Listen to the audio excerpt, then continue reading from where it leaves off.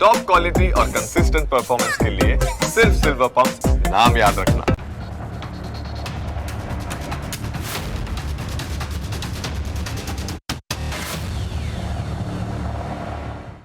અમારે તમને સવાલ પૂછવો છે કે જો કોઈ તમને આવીને પૂછે કે ભાઈ તું જીવતો છે કે મરી ગયો, તો તમને ગુસ્સો આવે કે નહીં?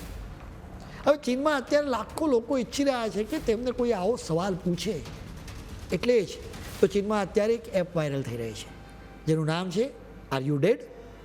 સમજવું જરૂરી છે કે આ એપ કેવી રીતે કામ કરી રહી છે. તમારે રોજ આ એપમાં આવીને જણાવવું પડે કે તમે ઠીક છો.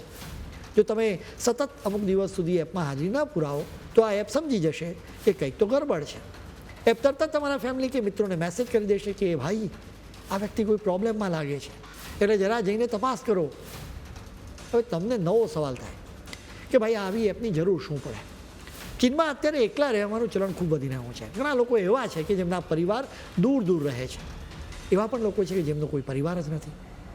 જો તેમને અચાનક કંઈક થાય તો કોઈને ખબર પણ નથી પડતી, અને એટલે જ એ વિચાર જ તેમને ડરાવે છે. એટલે જ તો આવા લોકોમાં આ એપ ખૂબ જ લોકપ્રિય થઈ રહી છે. તમને જાણીને નવાઈ લાગશે કે એપલના પેઇડ એપ સ્ટોરમાં પણ આ એપ નંબર 1 પર પહોંચી ગઈ છે. લોકપ્રિયતા એટલી બધી વધી ગઈ કે આખી દુનિયાના મીડિયામાં એની ચર્ચાઓ થવા લાગી છે. એટલા ડાઉનલોડ્સ વધ્યા કે ડેવલપર્સ એની સબસ્ક્રિપ્શન ફી પણ નાખી છે. હવે આપણા ભારતની વાત કરીએ. ભારત હંમેશાથી સંયુક્ત પરિવારના કલ્ચર માટે જાણીતું રહ્યું, જ્યાં એક ઘરમાં 3 પેઢીઓ સાથે રહેતી હોય. ત્યાં કોઈ જીવતું છે કે નહીં તે પૂછવા માટે એપની જરૂર જ ન પડે. ત્યાં તો સવારે ચા પીધી કે નહીં એની પણ આખા ઘરને ખબર હોય. જોકે હવે સ્થિતિ બદલાઈ રહી છે. આજના સમયમાં નોકરી અને ભણવા માટે યુવાનો મોટા શહેરો જઈ રહ્યા છે. વતનમાં માતા પિતા એકલા રહી જાય છે. ઘણા કિસ્સાઓમાં વૃદ્ધો મહિનાઓ સુધી એકલા રહેતા હોય છે.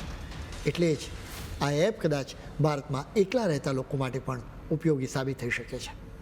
આ બધા વચ્ચે એક સમાજ તરીકે આ એક ચેતવણી છે કે આપણે એકબીજાથી કેટલા દૂર થઈ ગયા છીએ.